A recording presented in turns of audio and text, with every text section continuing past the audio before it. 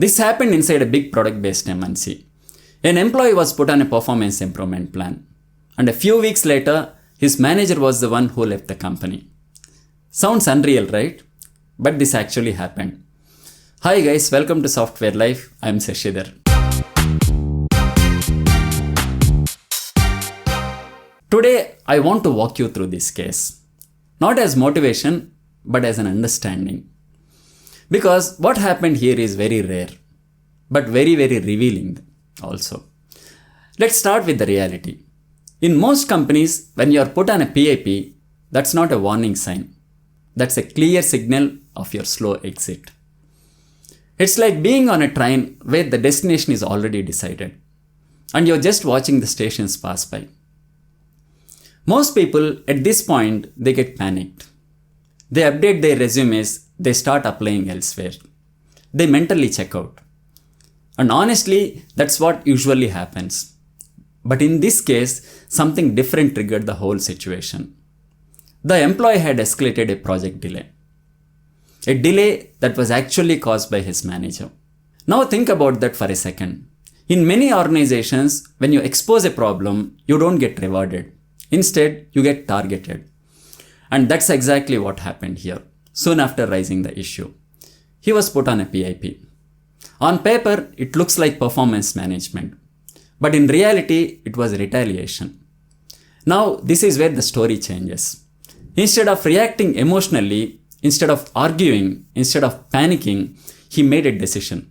Strong decision. He treated this not like a workplace issue, but like a case, like something that needed proof, structure, and strategy.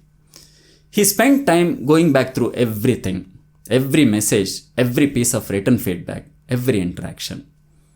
And what he found was really powerful. Just weeks before the PIP, his manager had appreciated his work, clearly, in writing. But inside the PIP document, the same work was suddenly called underperformance. That contradiction became his strongest evidence. It's like catching someone changing their story after the fact. And in a corporate setup, that really matters. Because once something is written, it becomes part of the record. Now comes the part where most people go wrong.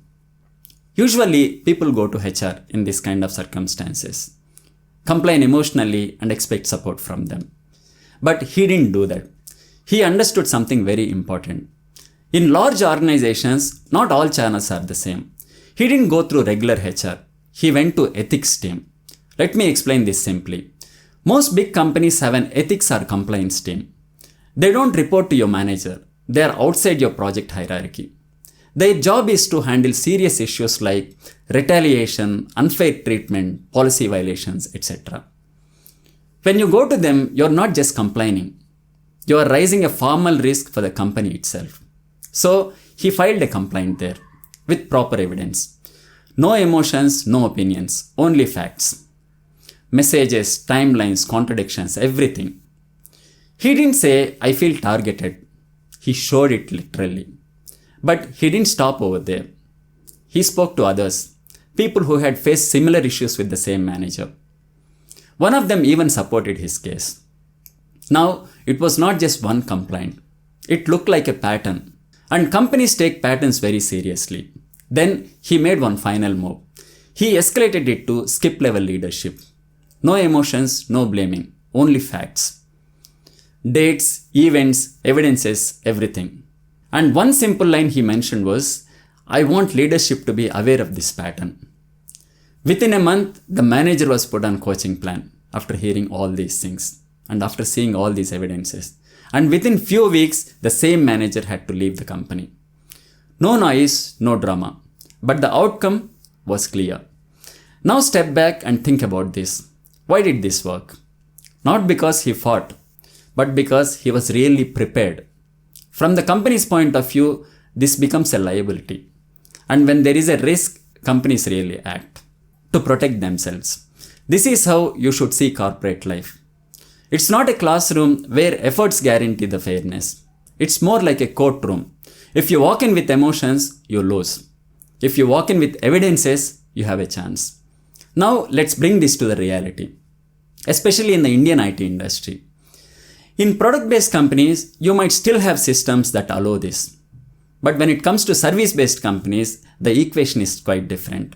Hierarchy is stronger, manager influence is higher, and employees are easy to replace. If you escalate without strong proof, you're not seen as brave. You're seen as a problem, and that can backfire. So let's be honest. If you have solid evidence, you can protect yourself, and sometimes even you win. But most of the times, it doesn't work like this. There is stress, there is risk, and there is uncertainty. So what should you take from this? If you have documentation, you have leverage. But if you don't, you're taking a gamble. And coming back to this case, we have to really respect the guts of this employee. He didn't react, he responded. But remember this, bravery without evidence is a risk. Strategy with evidence is power. Now tell me honestly, have you ever been targeted by your manager like this? If so, how did you deal with it?